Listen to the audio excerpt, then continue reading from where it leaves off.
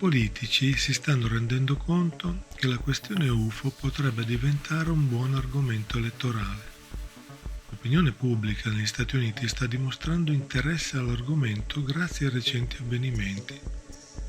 Addirittura sembra che le questioni legali legate a Trump e Biden siano passate in secondo piano. Quando l'argomento UFO diventerà politicamente vantaggioso, sono convinto che avremo delle risposte. Questo non significa che avremo la verità, ma forse cominceremo a capire le intenzioni del Pentagono. Alla fine dell'audizione di luglio era emersa la volontà da parte dei legislatori di ottenere uno SCIF per riuscire ad acquisire le informazioni che Grush non aveva potuto rivelare nell'udienza pubblica.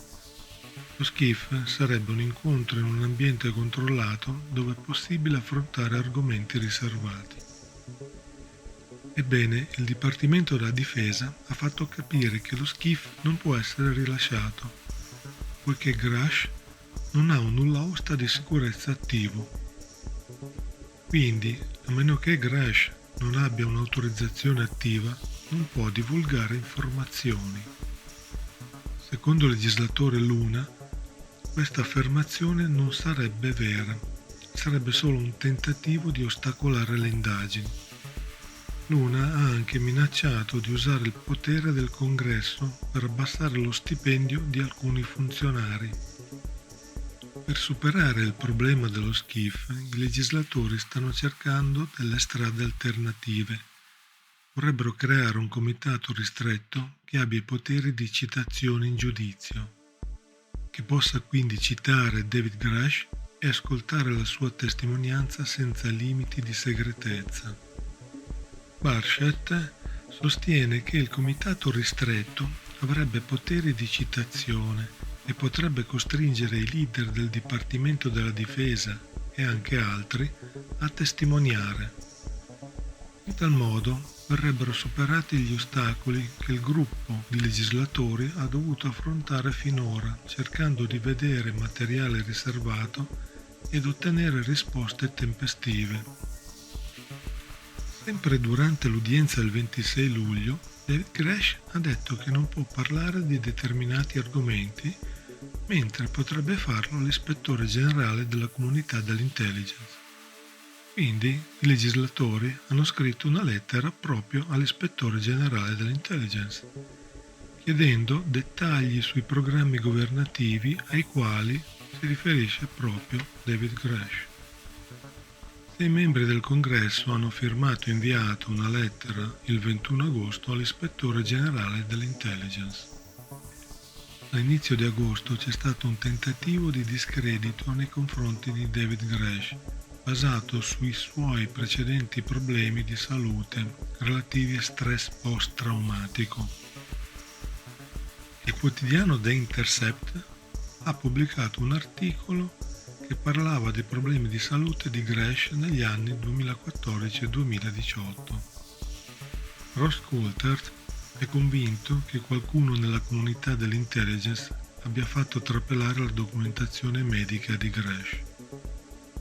Infatti, è emersa la documentazione relativa al ricovero di Grush in un'unità psichiatrica, ma tali documenti dovevano essere conservati presso l'ufficio dello sceriffo della contea. Secondo Coulthard, il giornalista di Intercept non ha ottenuto la documentazione dello sceriffo, che ha negato di aver divulgato tali documenti. Di conseguenza, l'indiscrezione deve essere partita dalla comunità dell'intelligence. Bisogna tenere presente che nonostante i disturbi da stress post-traumatico, il Dipartimento della Difesa ha comunque permesso a Grush di mantenere il suo nulla osta di sicurezza.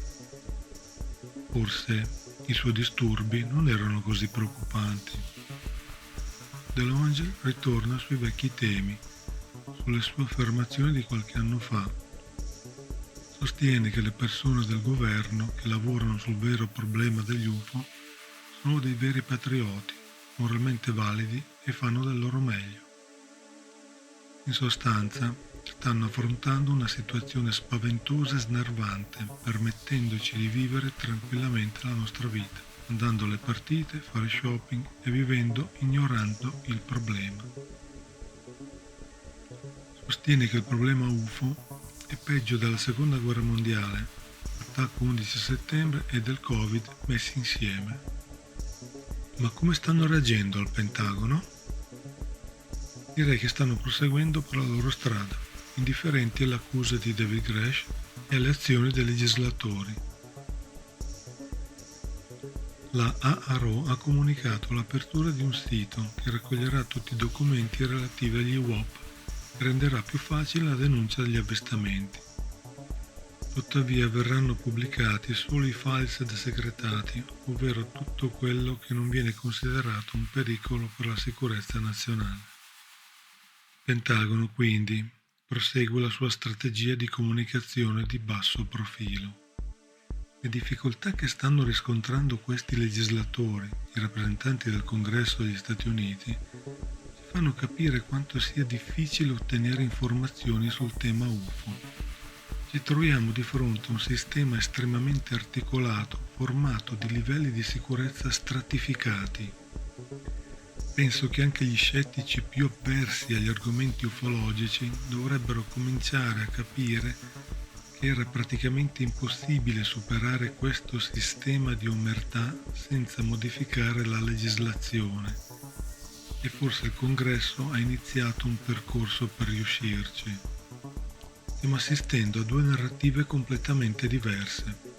Quella del Pentagono che si esaurisce nell'affermazione "gli UFO esistono ma non sappiamo cosa sono", e quella degli informatori come Grush che lanciano pesantissime accuse all'intelligence per aver nascosto informazioni sulla presenza aliena da moltissimi anni.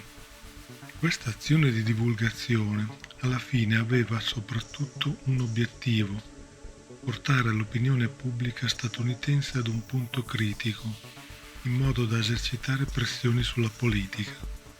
Se si alimenta questo fuoco, sicuramente i politici inseriranno l'argomento UFO nelle prossime campagne elettorali ed il Pentagono non potrà più ignorare la situazione.